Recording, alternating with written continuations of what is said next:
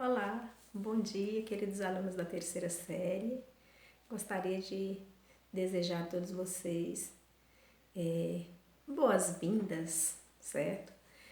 E nós estamos aqui, na verdade, eu estou aqui para contribuir com vocês, passando algumas informações a respeito das nossas aulas, dos nossos conteúdos. É importante reafirmar algo que vocês já têm ciência, que concluímos a parte teórica de literatura e as atividades também relativas às aulas teóricas e estamos já nas análises de texto, na frente 3, já na página 119. Então, eu gostaria de que vocês, na verdade, acompanhassem com o material de vocês, mas para trabalharmos a página 119 é importante comentarmos novamente os textos que já foram explicados em sala de aula para concluirmos as resoluções das atividades que prosseguem, certo? Então, na página 118, nós temos o texto 3, Lamentação de Jó, e um texto de Luís Vaz de Camões, é um soneto de Camões, que vai fazer, na verdade, aqui um paralelo entre essas duas obras para respondermos o que os enunciados nos propõem. 3, Lamentação de Jó diz assim: Então Jó abriu a boca e amaldiçoou o seu dia. Ele respondeu dizendo: Pereça o dia em que nasci, e a noite em que se disse: um menino foi concebido. Que esse dia se transforme em trevas, que Deus lá do alto não o procure, nem brilhe sobre ele a luz, que as trevas e a sombra da morte tomem conta dele, que uma nuvem pouse sobre ele e um eclipse o apavore, que a escuridão se apodere dessa noite e que tal noite não traga alegria aos dias do ano e não entre no número dos meses. Sim, que essa noite fique solitária e que não cheguem a ela os gritos da alegria.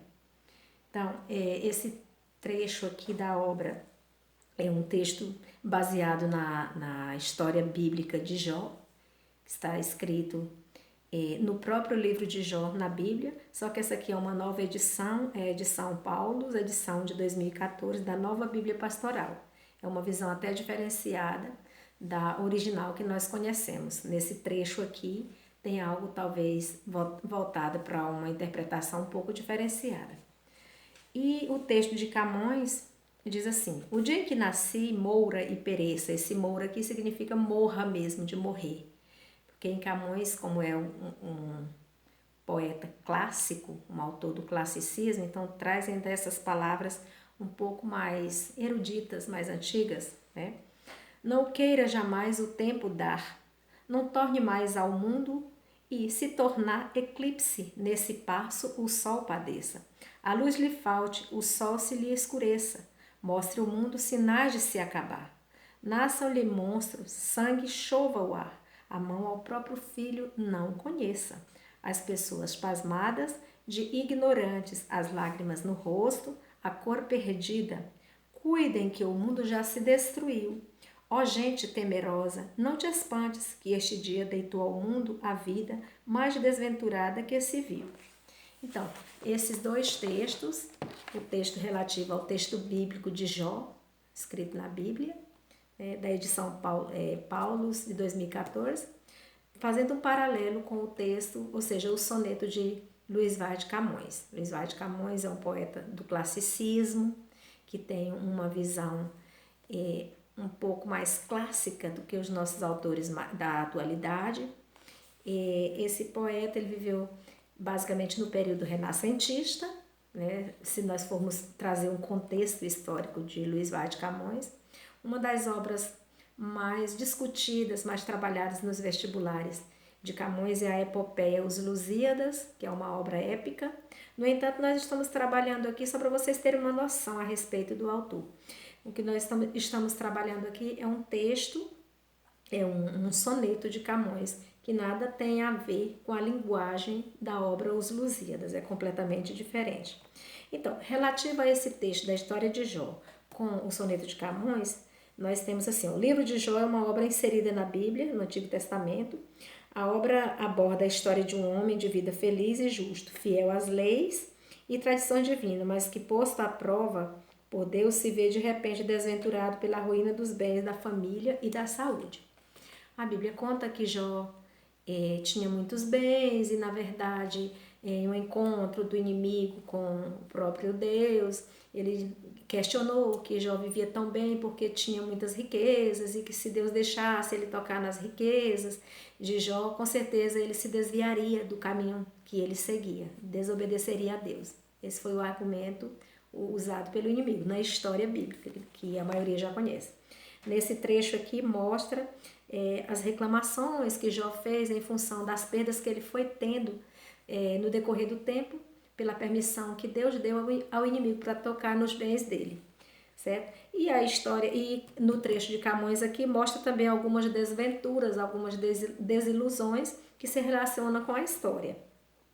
Então, no texto de Camões e no de Jó, na história de Jó, há um aspecto intertextual. Nós podemos ver que há uma caracterização de intertextualidade. Esses textos eles convergem um com o outro, têm uma linguagem semelhante, têm uma essência semelhante. Então, esse aspecto é chamado de intertextualidade. São questões que nós já havíamos respondido, só para retomarmos, para não perdermos assim a sequência lógica do texto.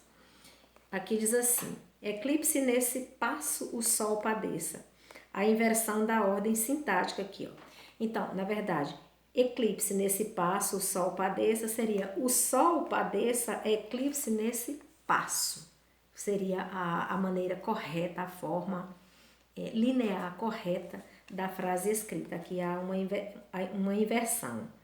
Na verdade, o poeta ele deseja que o sol desapareça se porventura repetir-se o dia do seu nascimento. Então ele estava se sentindo infeliz, reclamando continuamente que o dia do seu nascimento foi o dia mais infeliz que houve. Na questão de número 3, onde paramos, a letra A diz assim: na primeira estrofe, além de desejar que o dia do seu nascimento moura e pereça, que é no texto de Camões, o que mais pode acontecer com esse dia, segundo o eu lírico? Ele diz assim, ó, que esse dia, na verdade, não deveria se repetir. E se porventura houvesse alguma repetição, que não houvesse sol nem luz para se perceber, para se notar o nascimento dele, o nascimento do eu lírico, que é proposto por Camões aqui, certo? Na letra B diz: a função conativa da linguagem tem como objetivo chamar a atenção do receptor. Essa função conativa seria o aspecto do vocativo, chamamento, certo? O conativo aqui tem essa característica. Comprove que no texto está presente essa função da linguagem. Quando ele diz assim, ó, o texto dirige ao leitor através do vocativo e também da apóstrofe. Ó, gente temerosa! Além disso, há o modo imperativo. Olha, não te espantes. Morra, pereça. Então, são expressões intensas que chamamos de linguagem conativa. Os vocativos, os imperativos, até mesmo a própria apóstrofe, que é evidente aqui, quando ele diz, ó, gente temerosa. Então, são essas características que fazem do texto, que trazem ao texto a função conativa. Ok? Na questão de número 5, a letra A, o enunciado é: do ponto de vista formal, como se pode associar o poema ao classicismo? Olha, podemos dizer que é evidente que o poema traz uma característica clássica no sentido do seu formato. Ele tem um formato de soneto, 2 quartetos, 2 tercetos. Nós já havíamos explicado lá na aula do Antero de Quental o que é um soneto, como ele é formado.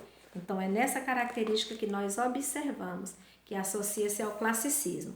No classicismo era característico trabalhar-se sonetos. Os poetas, os autores desse período, principalmente Camões, trabalhou muito os sonetos. Então, essa é uma característica fundamental do período clássico. Aí tem a forma de expandir o poema. Se nós formos dividir em sílabas métricas minuciosamente, dá 10 sílabas métricas. O dia em que nasci, moura e pereça. O dia em. A em é junto, porque na hora de escandir poemas, nós temos que levar em consideração que essa escansão não é feita como a divisão de sílabas normais da gramática. Não. Segue a entonação, da forma como se declama o poema. Então, segue-se a voz, a entonação, o som que se emite. É assim que se escande o poema. No texto, há maneirismo. E o que é realmente um maneirismo? No período do Renascimento, existia toda aquela euforia daquele período e foram surgindo diversos movimentos, certo? Então, aquilo que era tido como a brevidade da vida, a vida efêmera, a vida passageira, a dúvida, a angústia, o momento existencial, o desengano, é uma característica maneirista, certo? É um tipo de antecipação do barroco que veio logo após o classicismo, veio o barroco, que é também um movimento literário, certo? Então, o maneirismo ele antecede o barroco, é um movimento que antecede o barroco. Essa aí seria a resposta. Aponte uma hipérbole que diferencia o eu lírico das demais pessoas. Ou seja, o que seria essa hipérbole? Seria uma forma exagerada. Hiperbólico, forma hiperbólica é uma maneira exagerada de se expressar. A vida mais desventurada que se viu. Então, é um exagero. Esse é o trecho hiperbólico que nós destacamos lá do texto. A última estrofe contém a chave de ouro, o verso que resume o texto. Por que esse verso sintetiza o soneto? Olha, quando diz assim, chave de ouro. Os males todos são apontados dentro do texto. E esse aí é relacionado ao próprio nascimento, à existência desse eu lírico. E onde é que há essa sintetização? Quando ele diz assim, é o mais desventurado ser. Esse aí é realmente o trecho em que é a chamada chave de ouro. O mais desventurado ser. Ok? Então, nós concluímos agora o módulo 1 das análises de texto, dessa parte que nós chamamos já de frente 3, e vamos para o módulo 2, certo?